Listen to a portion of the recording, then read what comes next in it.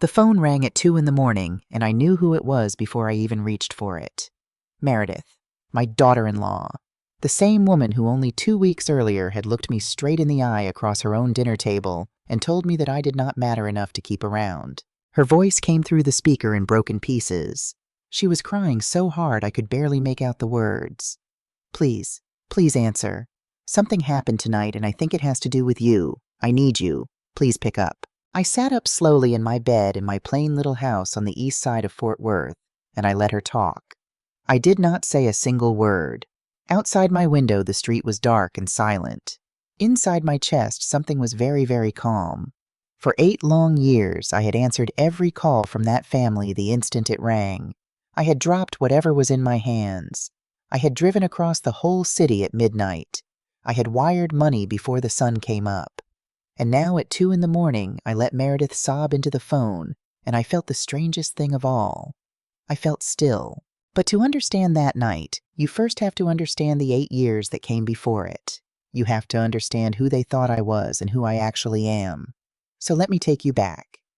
Let me tell you about the quiet old woman they decided they could live without. My name is Bonnie Hollingsworth. To everyone who met me, I was a modest widow who lived frugally in an old neighborhood. I drove a gray sedan from 2011 with a scratch on the bumper I never bothered to fix.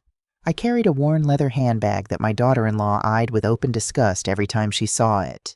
I shopped at discount markets. I wore the same coats for years. I let the paint on my house go dull and the garden go a little wild. Everyone who looked at me saw the same thing. A poor, simple old lady.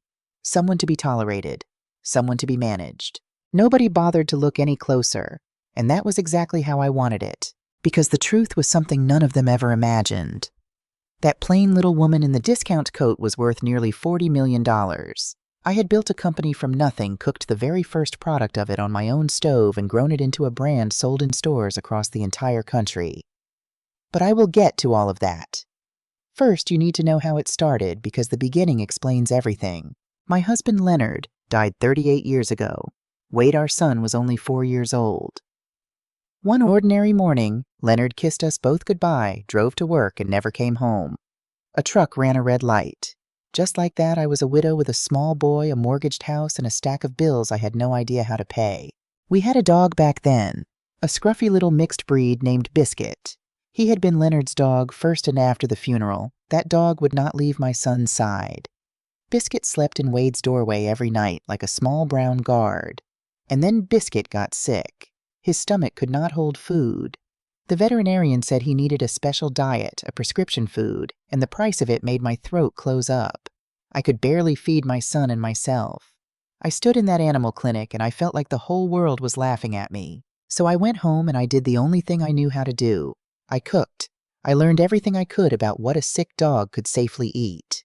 I studied nutrition at the public library at night after Wade was asleep. I bought cheap cuts of meat and simple vegetables, and I made small batches on my own stove, testing and adjusting week after week. And Biscuit got better. He got strong again. He lived 9 more good years. The neighbors noticed. One of them had a dog with the same trouble, and she asked me to make some for her, too. Then another asked. Then a small pet store 2 streets over asked if they could sell my little jars on their shelf. I named it Meadowbark after the field behind the house where Leonard used to walk that dog. I registered the company as Whitfield Provisions using my mother's maiden name because even then I liked keeping the real engine of things out of sight. I worked like a woman possessed. I cleaned offices at night for steady cash. I watched neighborhood children during the day for a little extra. I slept 4 hours and I poured every spare dollar back into the business. Batch by batch, jar by jar, store by store, Meadowbark grew. 10 years in it was in regional chains. 20 years in it was national.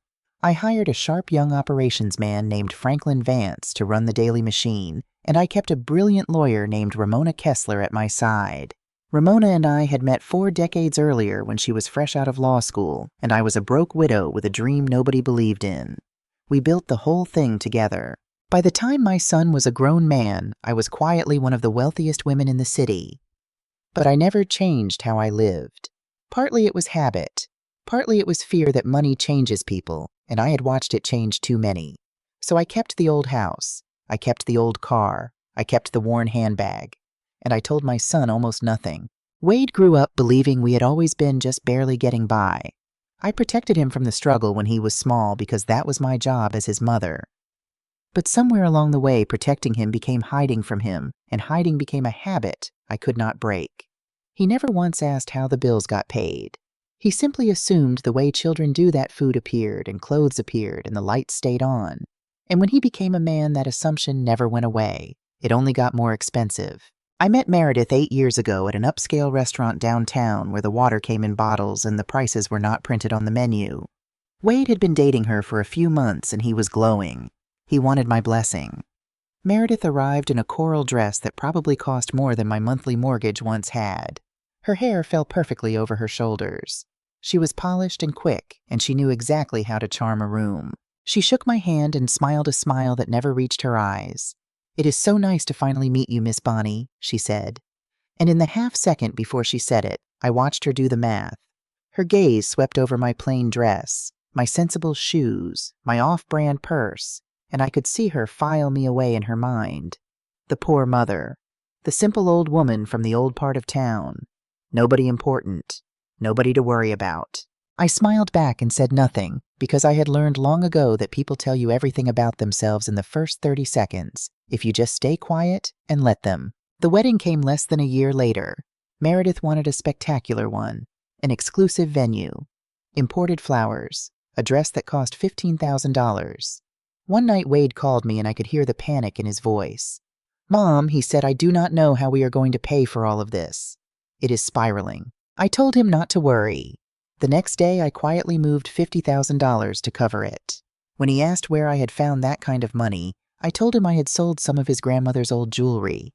He believed me instantly. Of course he did.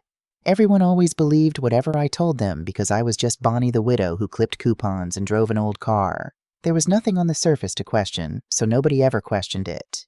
That was the first stone. After that, the whole road just built itself. I never handed them naked stacks of cash. I was smarter than that and quieter than that. I did it in ways they would never trace. When they wanted a beautiful condominium in a new building, I bought the building. I bought it through a separate company called Cedar Hollow Holdings, an anonymous entity with my name nowhere on the public paperwork. Then I made them tenants and quietly charged them a rent far below what the place was worth. When they fell behind, and they were often behind Cedar Hollow, simply absorbed it and never pressed. They thought they had a generous, distant landlord. They had me. I put them as authorized users on a corporate credit account under Whitfield Provisions, and every month my company paid the balance in full. Meredith never knew whose money kept those cards alive. She only knew the cards always worked. I covered the car. I covered the vacations to Cabo and the long weekends in New York. I gave Wade a company fuel and expense card and told him it was a small perk, and he never asked how a struggling widow's son had a perk like that. Everything flowed through hidden channels and appeared in their lives like weather. They never saw the source. They never once looked for it. Over 8 years, when I finally added it all together, the rent I forgave the cards. I paid the wedding, the car, the trips, the transfers. It came to roughly $1.2 million. Every cent of it documented. Every cent of it reported properly to the government by my accountant, because I do things clean, or I do not do them at all. $1.2 million poured quietly into the beautiful life of my son and his wife, while they treated me like a stain they had to keep out of sight. And here is the part that still makes me want to laugh and cry at the same time. The thing that fed their whole world was mine, and they praised it to my face without ever knowing. Meredith had a show dog, a pampered white creature named Duchess, groomed and ribboned and treated like royalty. And Meredith fed Duchess only the very best. She fed her Meadowbark, my Meadowbark. She would go on and on at family gatherings about the premium brand she trusted, the one made by real experts, the one worth every penny. Only the best for Duchess, she would say, wrinkling her nose. Then she would glance at my old mixed-breed dog, a rescue I had named after the first one, and she would add, "Not like whatever bargain scraps some people feed their pets." I would sit there and sip my water and say nothing. She was eating dinner in a home I owned, feeding her precious dog food I had invented on my own stove, and mocking me for being poor. If you had told her the truth in that moment, she would not have believed you. She had already decided who I was. Wade changed too over those years. At first he came by every week. We drank coffee at my oak table and talked for hours. Then the visits stretched to once a month, then only on holidays. He always had a reason. Work. A dinner they could not miss. Meredith needed him for something. He was not cruel, not exactly. He was just slowly, quietly drifting to the side of the person who made him feel important. And the person who made him feel important thought his mother was an embarrassment. Then Meredith's sister arrived and things went from cold to sharp. Whitney Ashford came in from abroad about 6 months before that final dinner. She worked in public relations in Europe, and she carried herself like she was doing everyone a favor by breathing their air. From the first day, she treated me like hired help. At family gatherings, she spoke over me. She interrupted my stories and changed the subject the second I started to talk. Once, right in front of everyone, she said it must be so dull to spend your whole life on such small, ordinary things. Meredith and I are used to a more dynamic world. Meredith laughed at that. Wade looked down at his plate and said nothing. He never said anything. That silence became the loudest sound in my life. Whitney was the one who planted the final seed. One evening, I arrived at their condominium early to drop off some documents. The door was open a crack, and I heard their voices out on the balcony before they heard me. I stopped in the hall, and I listened. I do not understand why you keep inviting her to everything Whitney was saying. It is awkward. She does not fit with you two. If you want to rise in this world, you have to surround yourselves with people who bring something to the table. I heard Meredith sigh. You are right, she said. I have tried to tell Wade, but she is his mother. He feels guilty. Love should not come with guilt, Whitney said. You two need boundaries. And then Wade, my son, my boy, mumbled something soft that sounded like agreement. I stood in that hallway with the documents in my hand, and I listened to my only child agree that I was a problem to be solved. I set the papers down on the entry table without a word, and I walked back out to my car. That night, for the first time in years, I cried. Not for myself, for the little boy who used to call me his hero, and for the man he had let himself become. But the tears dried fast, and in the place where they had been, something colder settled in, something patient, something that had learned a very long time ago exactly how to build a plan and wait. The dinner where it all finally broke open came 3 weeks later. Meredith organized a gathering to celebrate Wade's birthday. The condominium glowed with expensive candles. Whitney was there in a champagne-colored dress. They talked all through the meal about their wonderful lives, Wade's new contract, the trip to Europe they were planning. Nobody asked me a single question. I was furniture in an elegant room. Then Whitney turned to me with that thin smile. Bonnie, she said, do you still live in that little house in the old neighborhood? Have you never thought about moving somewhere more modern? Meredith jumped in before I could answer. Wade and I have actually talked about that, she said. Maybe it is time we looked into an assisted living place for you. I set down my fork.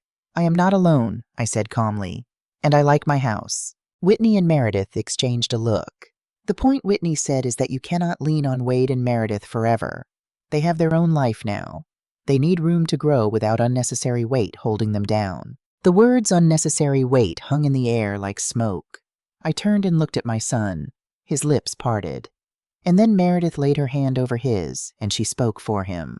What my sister is trying to say, she said sweetly, is that maybe the time has come for everyone to go their own way. Wade and I are building something important. We need to focus on our future. And honestly, Bonnie, Wade thinks you just do not matter enough to us. We can live without you. The room went completely silent. Wade did not lift his eyes from his plate. He did not say one word.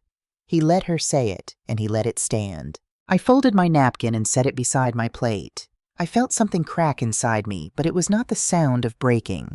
It was the sound of a decision making itself. Then live without me, I said. I stood up. I picked up my worn handbag, the one Meredith had sneered at for 8 years, and I lifted my coat off the hook by the door. Nobody stopped me. Nobody reached for my hand. I walked out of that condominium, out of that building I owned, and I did not look back once. I got into my old gray car and I sat in the dark for a moment. My hands were perfectly steady. Then I took out my phone and I called the one person who had been with me since the very beginning. Ramona, I said when she answered on the second ring. It is time. Cancel every automatic transfer to Wade's account. All of them. Remove them both as authorized users on the corporate cards. Kill Wade's expense card tonight. And tell Cedar Hollow to stop absorbing a single dollar of their arrears starting now. Ramona was quiet for a moment. Bonnie, she said, are you sure? I looked up at the glowing windows of the building I had bought where my son sat at a table I had paid for eating from plates I had gifted him in a life I had built brick by hidden brick. I have never been more sure of anything in my life, I said. My son just asked to live without me. I am going to grant his wish. I did not sleep that night. I sat at my oak table with my laptop open and a cup of tea going cold beside me, and I watched the machine I had built quietly turn in a new direction. By 9 the next morning, Ramona had already done her part. The automatic transfers to Wade's account were dead. Meredith and Wade were removed as authorized users on the corporate cards under Whitfield Provisions. His expense and fuel card was canceled. And Cedar Hollow Holdings, the company that owned the building they lived in, had a new instruction on file. Stop absorbing their arrears. Charge what is owed. Collect like any landlord would. Ramona came by my house that afternoon with a thick folder under her arm. She had been my lawyer for 40 years, but she was more than that. She was the only living person who knew the whole truth of my life. She poured herself coffee and sat down across from me at the oak table, and she laid it all out. Everything is done, she said. The transfers stopped last night. The cards are frozen as of this morning. If Meredith tries to use one today, it will decline at the register. The bank will send Cedar Hollow's formal notices in the normal course. Once those go out, the clock starts. How long, I asked, before it really begins to fall apart for them? Ramona did the math the way she always did, out loud and precise. The cards are instant. Those die today. The rent is where the real weight is. They have been quietly behind for months, Bonnie. You know that. Cedar Hollow was covering the gap and never pressing. The true value of that unit is more than double what you were charging them. Now that the subsidy is gone and the arrears are on the books, the landlord has grounds. But Texas has a process, and the process takes time. We serve a proper written notice, one full rental period, 30 days. Then, if it comes to it, a separate 3-day notice to vacate. Then a filing in the local court. Weeks, not days. Nobody gets thrown into the street overnight, and I would not let you do it that way even if the law allowed it. I did not want them thrown into the street. That was never the point.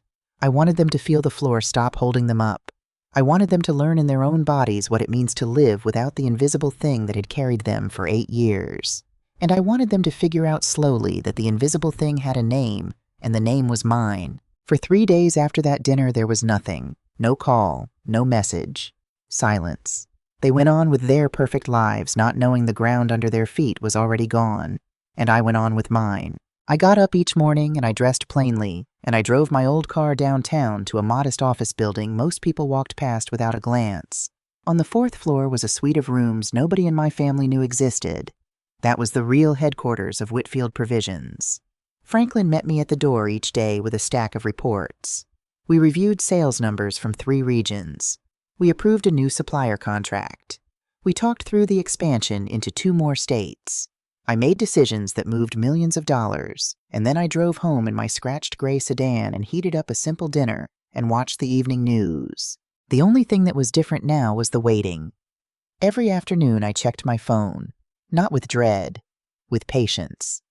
I was waiting for the exact moment that reality finally reached them. It reached Meredith first, and it reached her on a Friday. Friday was Meredith's shopping day. It always had been. She called it her therapy. Every Friday she went to the same cluster of boutiques, and she spent money that was not hers on things she did not need to impress people who did not care about her. It was as regular as the sunrise. Ramona called me a little after 11 that morning. It started, she said. There was something careful in her voice, a mix of satisfaction and concern. How do you know? I asked. I still have friends at the bank, she said.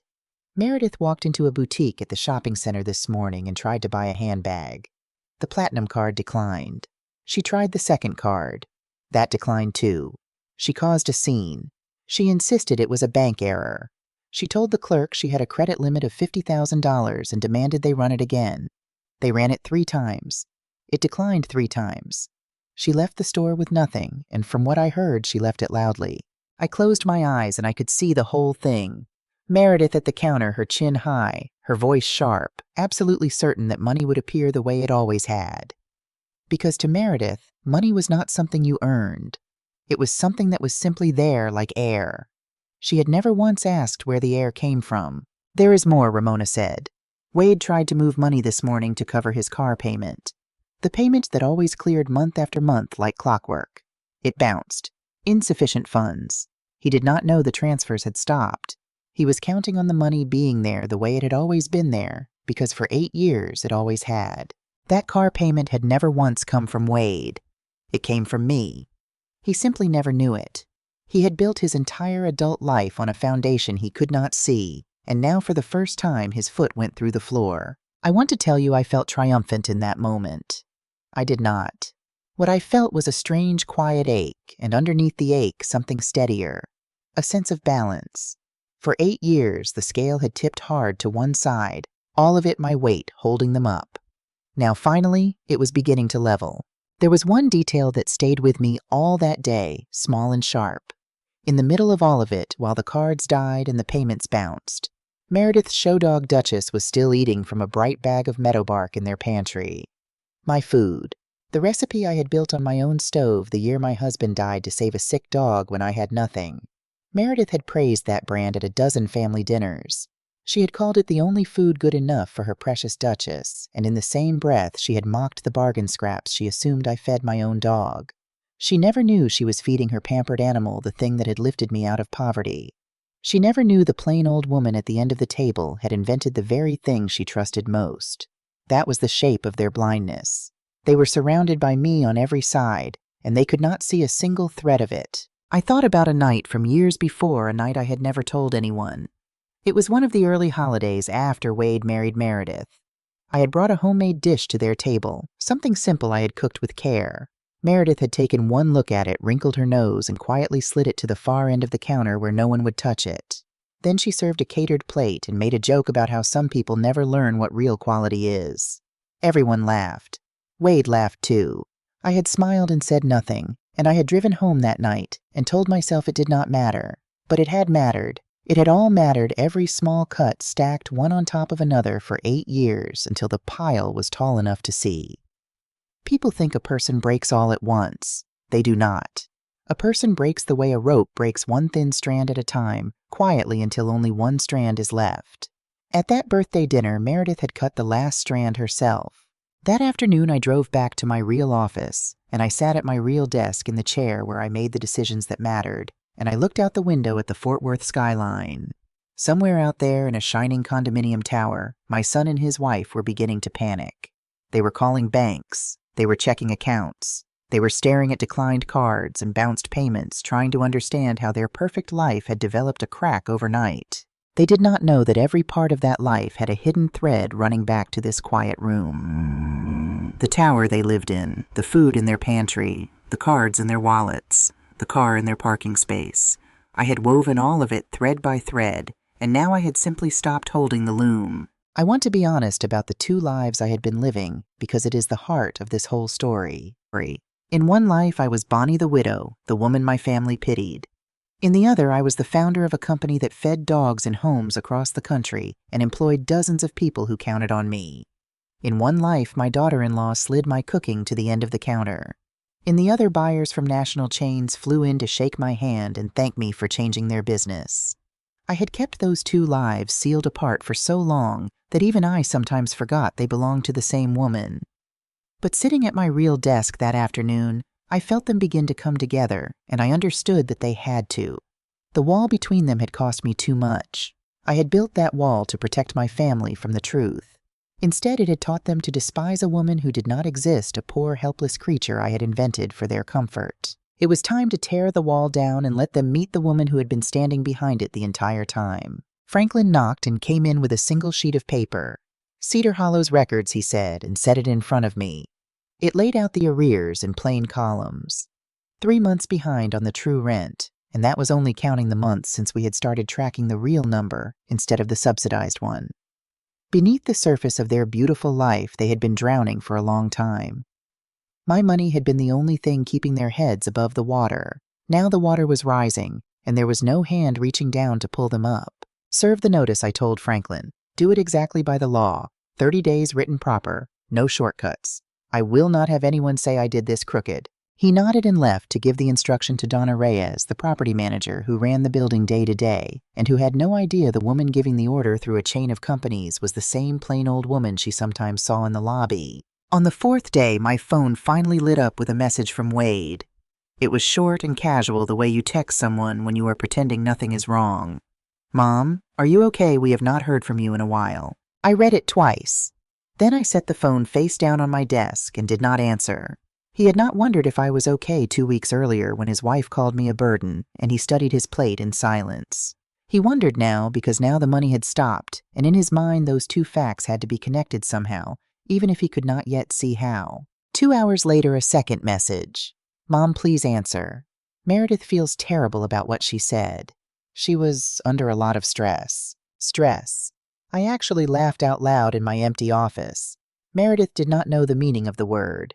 Real stress was cleaning office floors at midnight so your child could eat. Real stress was studying dog nutrition at a library table because you could not afford the medicine your family needed. Real stress was lying awake at 30 years old, a widow with a 4-year-old asleep down the hall doing arithmetic in the dark and coming up short every single time. That was stress. Not choosing between one designer bag and another. I did not answer that message either. Over the next few days, the pattern deepened. Wade texted every morning. Then he began to call. I let every call go to voicemail. The messages he left changed in tone as the days passed. At first, they were light. Then they grew careful. Then they grew tight with worry. Mom, I need to talk to you. It is important. Please call me back. Meanwhile, the formal machinery moved exactly as Ramona had promised, no faster and no slower than the law allowed. Cedar Hollow's written notice went out a proper 30-day notice of non-renewal and demand for the arrears delivered and documented.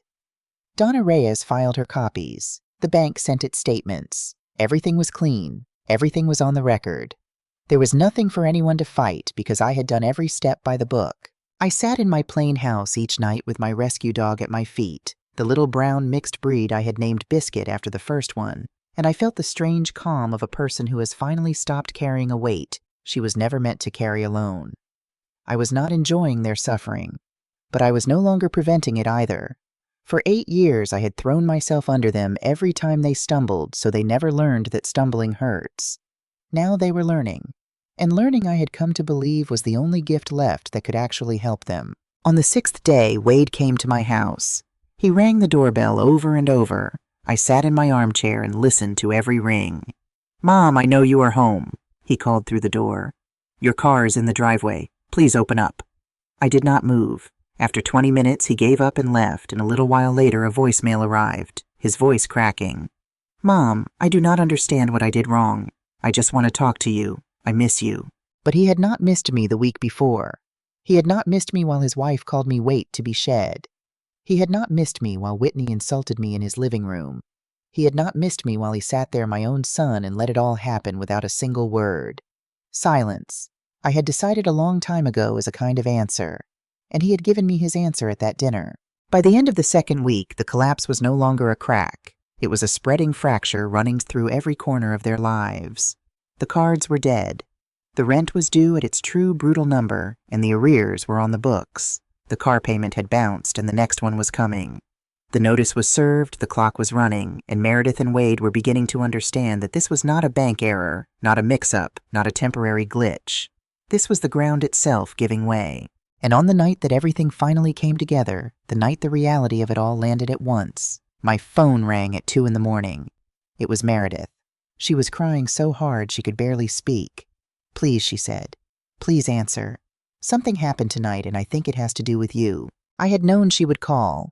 I had known the exact shape of this moment for 2 weeks. And when it finally came, I did the one thing that none of them had ever expected the quiet old woman in the discount coat to be capable of. I listened, and I did not say a word. Meredith's words tumbled out in a flood I could barely follow. A notice had been taped to their door that evening, a real one official demanding money they did not have and telling them their time in the building was ending. The cards were dead. The bank would not explain anything. Wade had locked himself in the bathroom and would not come out. And through all of it, Meredith kept circling back to the same terrified thought, the one that had made her call me at 2 a.m. This all started the night you left, she sobbed. Everything was fine, and then you walked out that door, and now it is all falling apart. I do not understand how, but it has to do with you. I know it does. Please, Bonnie. Please come back. Please fix it. You always fix it. I held the phone to my ear and I said nothing. I let her cry. I let her beg. I let the silence stretch until she finally ran out of words. And then very quietly I spoke. I hope you and Wade figure it out, I said. Good night, Meredith. And I hung up. I set the phone on the nightstand and I lay back down in the dark. My heart was steady. She had been right about one thing, of course. It did have to do with me. It had everything to do with me. But she had it backward. Their life had not fallen apart because I left. It had been held together for 8 years only because I was there unseen underneath all of it, holding the weight. The moment I stepped out from under it, gravity did the rest. They had simply never known I was there. The next days brought a storm of contact. Wade texted every morning and called every afternoon. The voicemails piled up and I listened to each one because I wanted to hear how the tone changed. First came confusion, then worry, then something close to fear. "Mom, I do not know what is happening. The bank keeps saying there is an issue with the corporate account we were on, and my transfers did not come this month. Please, I need to understand. Please call me." He came to the house twice more. He stood on my porch and rang the bell and called through the door, and both times I sat in my armchair with my old dog at my feet and did not move.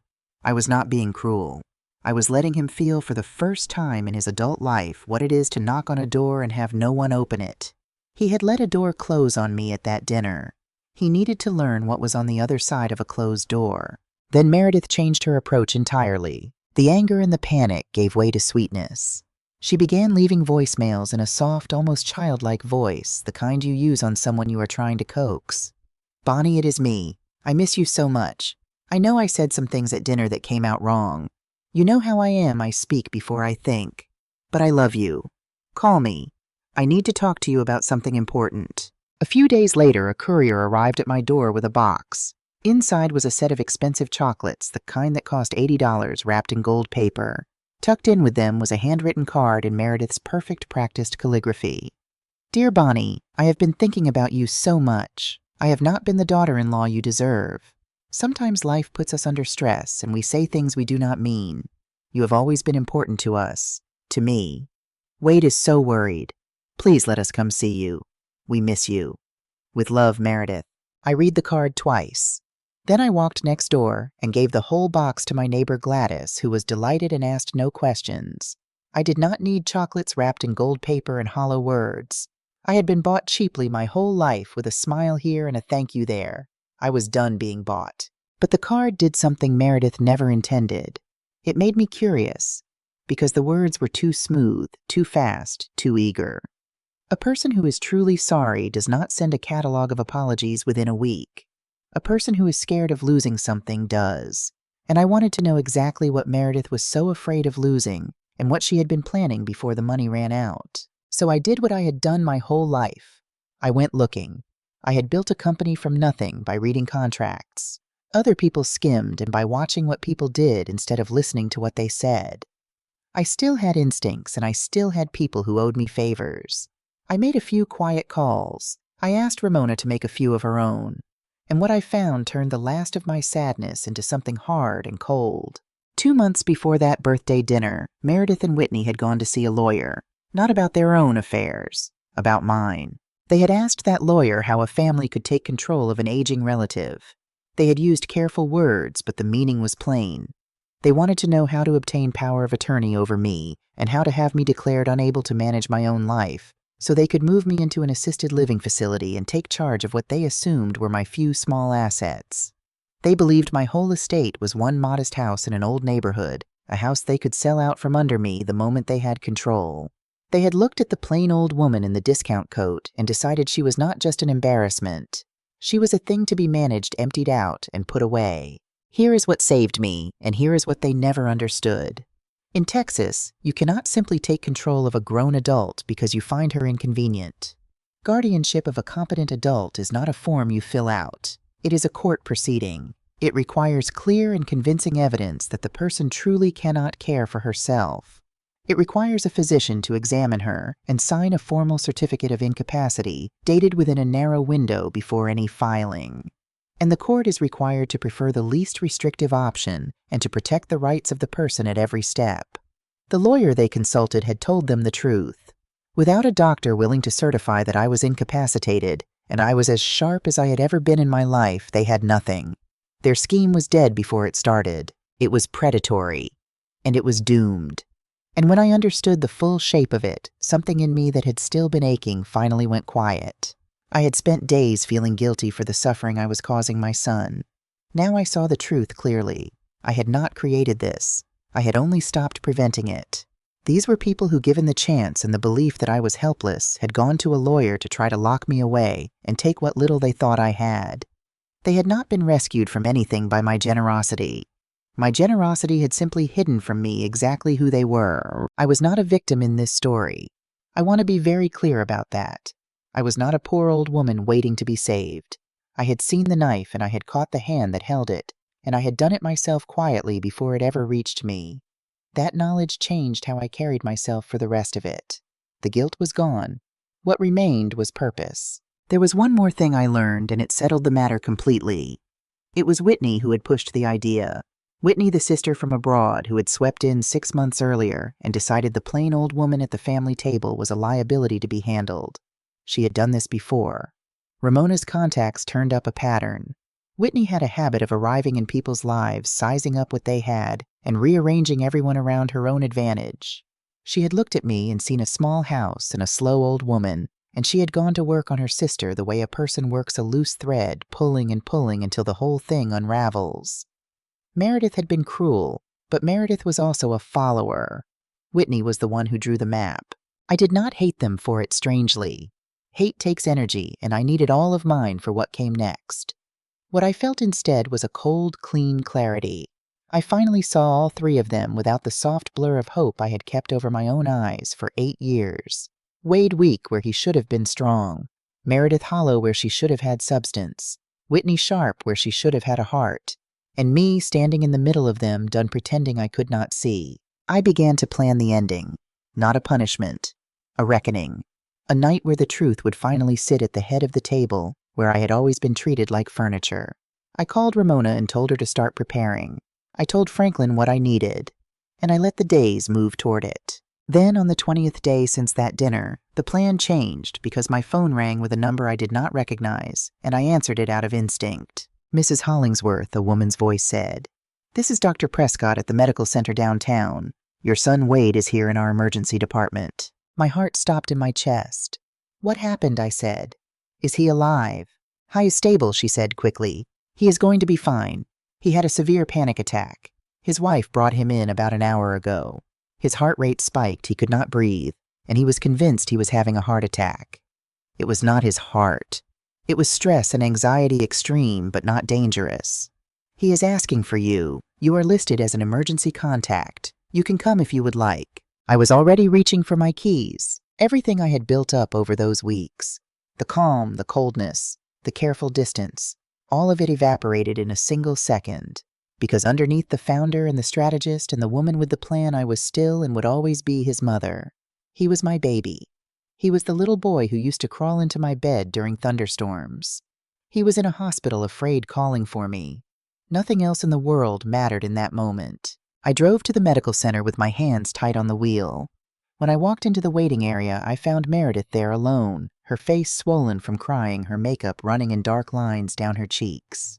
When she saw me, she jumped up and rushed toward me, and before I could react, she threw her arms around me and held on.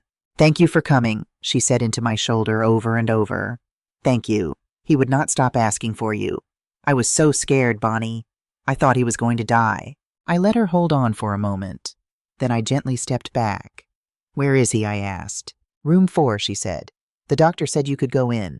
I walked down the cold, bright hallway past the smell of disinfectant that will forever remind me of the worst days of my life. I had walked halls like this before. I had walked one the night they told me Leonard was gone. I had slept in chairs like these when Wade was small and sick with pneumonia. Hospitals are places where the masks come off, where none of the surface things matter anymore. Wade was on the bed, hooked to a monitor, his eyes closed, tears sliding down toward his ears. When he heard my footsteps, he opened his eyes. "Mom," he whispered. His voice was the voice of a frightened child, not a grown man of 42. I sat in the chair beside the bed and I took his hand. It was cold and shaking. "I am here," I said. "I thought I was dying," he said. My chest hurt so much I could not breathe, and all I could think was that I was going to die without ever telling you. I was sorry. The tears came faster now, and he did not try to stop them. "I was a coward, Mom. I let Meredith treat you like nothing. I let Whitney insult you in my own home. I sat there at that table and I stared at my plate while my wife told you that you did not matter, and I said nothing. And I do not even have a good reason. I think I was ashamed. Ashamed to admit my life was not what I pretended it was. Ashamed that I needed help. Ashamed that I was not the man everyone thought I was. I held his hand and let him talk. And now everything is gone, he said. The condo. Probably my job soon the way I have been at work. And the worst part is that I lost you. And you were the only real thing I ever had. I looked at my son for a long moment. And then I asked him the question that mattered. And what was I to you, Wade, all those years, I said, before it all fell apart? He closed his eyes. You were the person who was always there, he said, and I took you completely for granted. I assumed you would always be available, always forgiving, always fine. I never asked how you felt. I never once asked if you needed anything. I only ever took. There was honesty in it, real pain. But honesty at a bedside is easy. It is the days after that are hard. So I told him the truth gently because I loved him and because he needed to hear it. I love you, Wade, I said. You are my son and you always will be. But love is not the same thing as being your safety net, so you can keep falling the same way forever. And there are things about me you do not know, things I have kept hidden for a very long time. He looked at me confused. What things, he asked. In 2 weeks, I said, there is going to be a dinner. You will be there, and Meredith and I am going to invite Whitney too. At that dinner, you are going to find out who I really am. You are going to learn things that will change everything you think you know about me and about your own life. And after that night, you are going to decide what kind of relationship you want with me. One built on the truth, or none at all. Mom, he said, I do not understand. You, Will, I said. I stood and touched his hair the way I used to when he was small and woke from a nightmare. For now, rest. The doctor says your body just sounded an alarm. You would be wise to listen to it. I walked out of that room before he could ask anything more. In the hallway, I took out my phone and called Ramona. Reserve the private room at the rooftop restaurant, I said. 2 weeks from Saturday, 7 in the evening. I want you there and Franklin too. And prepare the folders. All of it. Every document. Every statement. Every truth. It is time my family finally met me. For the 2 weeks that followed, I prepared for that dinner, the way I prepared for the meetings that had built my company. Nothing was left to chance. Ramona reserved the private room at the rooftop restaurant overlooking the water and the skyline. I had a technician install a large screen along one wall. I had 3 folders made bound in dark leather, each stamped with the crest of Whitfield Provisions, each holding years of hidden truth. And on the morning of the dinner, I got dressed as the woman I actually was and not the one I had pretended to be for so long. I put on a tailored suit in pearl gray, real heels the kind I never wore in front of my family. I pinned my hair into a smooth, elegant knot and put on the pearl earrings that had been my mother's. When I looked in the mirror, I did not see the widow in the discount coat. I saw the founder. I saw the woman who had cleaned offices at midnight and studied nutrition by library light and built something out of nothing while raising a boy alone. I had hidden her for 8 years to keep the peace. There would be no more hiding. I arrived early. Ramona was already there in a crisp navy suit, checking that every place was set. Franklin came a few minutes later, precise as always, a portfolio under his arm. The table was long and dark, the chairs deep and quiet, the glasses catching the last of the evening light. In one corner stood the screen. On the table sat 3 folders with 3 names in gold. Wade, Meredith, Whitney. At 7, the staff told me my guests had arrived. Make them wait 5 minutes in the lobby, I said, then bring them up. When the door finally opened, I watched their faces do something I will remember for the rest of my life. Wade came in first in one of the few suits he had not yet been forced to sell. He was pale and thin. Meredith followed in a plain black dress, no jewelry, her hair pulled back smaller somehow than I had ever seen her. Whitney came last, still holding on to her air of superiority, but there was a crack in it now. And all 3 of them stopped dead when they saw me. Not the Bonnie they knew. This version. Seated at the head of a long table in a tailored suit, flanked by a lawyer and an executive who were very clearly not there by accident. Mom, Wade said. His voice was unsure. You look different. Sit down, please, I said, and I gestured to the chairs across from me. They sat slowly looking at one another, looking at the screen, looking at the folders with their own names written in gold. Whitney was the first to find her voice. What is all this, she said. I thought this was a family dinner. It is, I said. A family dinner where we are finally going to tell the truth. Let me introduce you properly. This is Ramona Kessler, my attorney and my business partner for 40 years. And this is Franklin Vance, the chief operating officer of my companies. Wade blinked. Your companies, he said. Mom, what are you talking about? I leaned back in my chair, and I looked at the three of them with a calm I had rehearsed for 2 weeks and felt to my bones. I am talking about the fact that for the last 8 years, the three of you have been living inside a story, and I am the one who wrote it. Every page, every dollar, every quiet thread you never bothered to follow back to its source. Ramona rose and stepped to the screen. She touched the remote, and the first image appeared. It was a summary of financial support laid out in clean columns, the numbers large enough to read from across the room. This is a record of the support Bonnie provided to Wade and Meredith over the past 8 years. Ramona set her voice even and professional. It includes direct transfers, credit balances paid in full each month, the wedding, the automobile, the vacations, and the difference between the true market rent of their home and what they were actually charged. The total comes to approximately $1.2 million. Every figure is documented. Every gift above the annual limit was reported to the tax authorities by Bonnie's accountant. This was all done properly and all done quietly. Meredith put her hand over her mouth. Wade sat frozen, staring at the screen as if it might change if he looked hard enough. Whitney, for the first time since I had known her, had nothing to say. Ramona changed the image. Now the individual months appeared one after another. The condo, the car, the honeymoon, a designer bag, a trip to Europe, each with a date, each with an amount. And with each one, Wade sank a little lower in his chair. That trip to Europe, Whitney said suddenly, her voice thin. Wade told me he got a bonus at work. Wade never got a bonus, I said. Or rather, he told himself he did every single time because it was easier than asking where the money truly came from. An imaginary bonus, a lucky investment, a generous client. Whatever story let him avoid the truth. And the truth was that his mother was underneath all of it, holding it up. Then I let the biggest threads show themselves. The building you live in, I said, is owned by a company called Cedar Hollow Holdings. Cedar Hollow is mine. I bought that building years ago. I made you tenants, and I charged you less than half of what the home was worth. And when you fell behind, which was often, I quietly absorbed it and never said a word. You thought you had a distant, forgiving landlord. You had me. Meredith made a small, broken sound. And the food, I said. I looked at her directly. The food you feed your show dog. The premium brand you praised at this family's table a dozen times.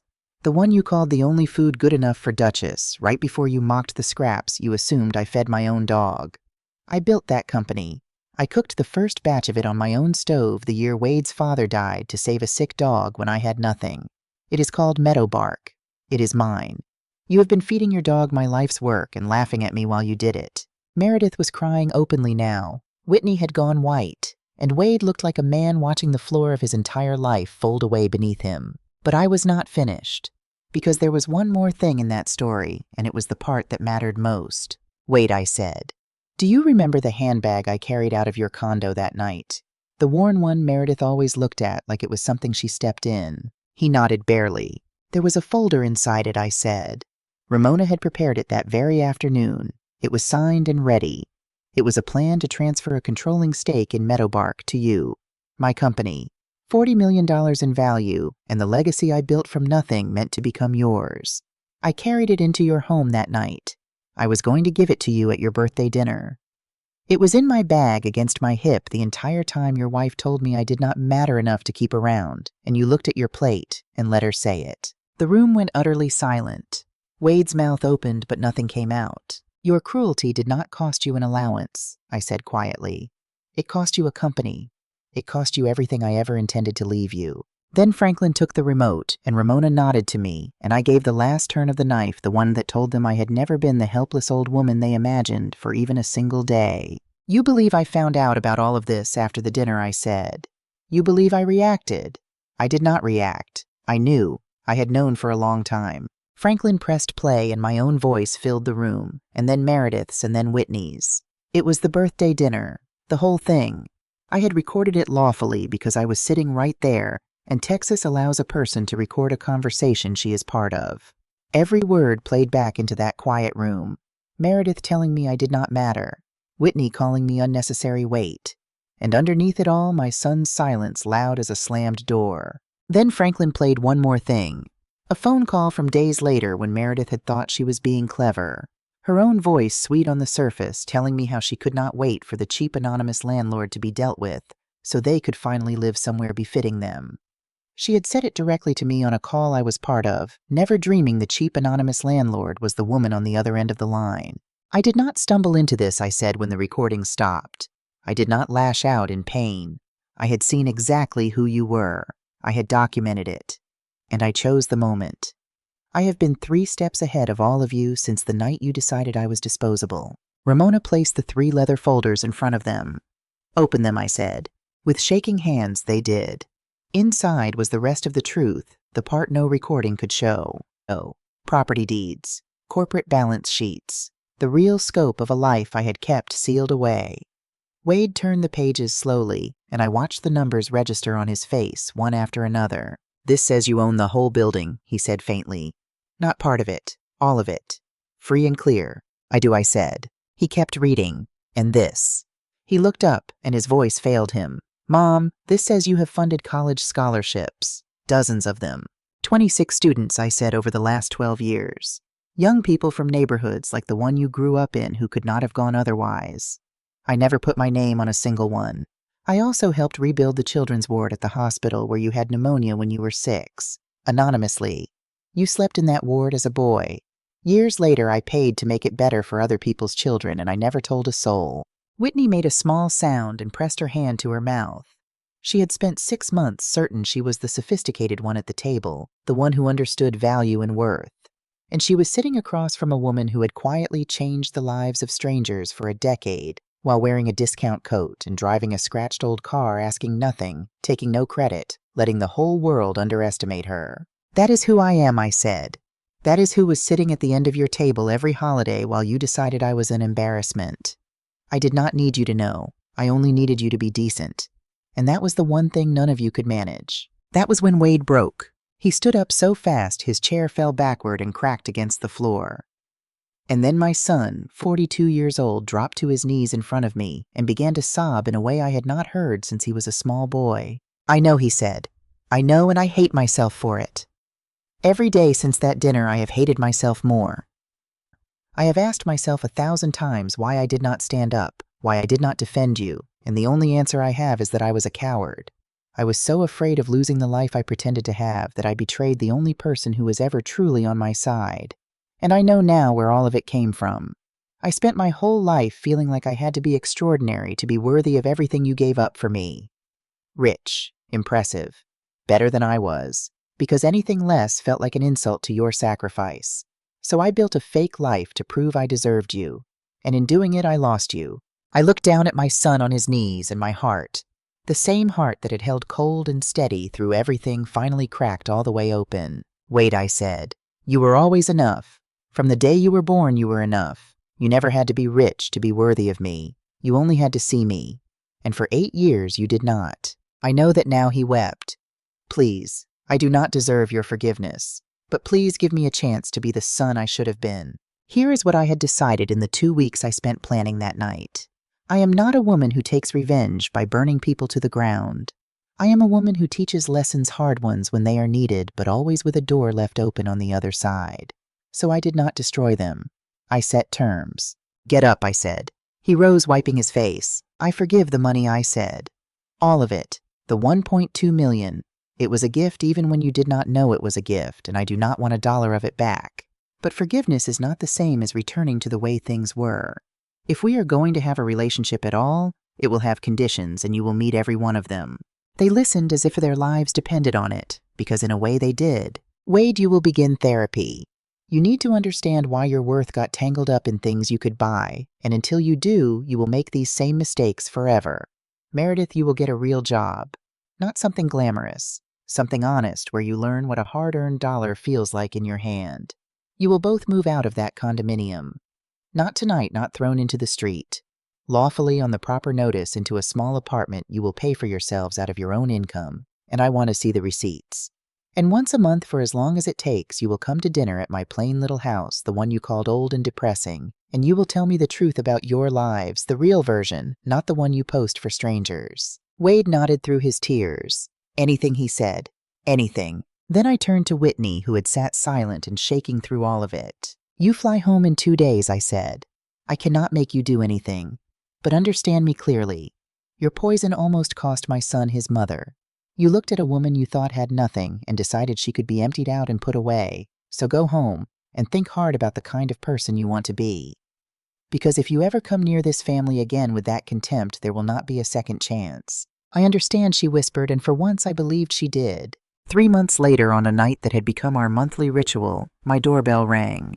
It was Wade and Meredith standing on my porch with a bottle of inexpensive wine and a bunch of grocery store flowers. "It is not much," Wade said with a shy, careful smile. "But we paid for it ourselves." "It is perfect," I said, and I meant it. They had changed in ways I could see. Wade was thinner but healthier, sleeping again.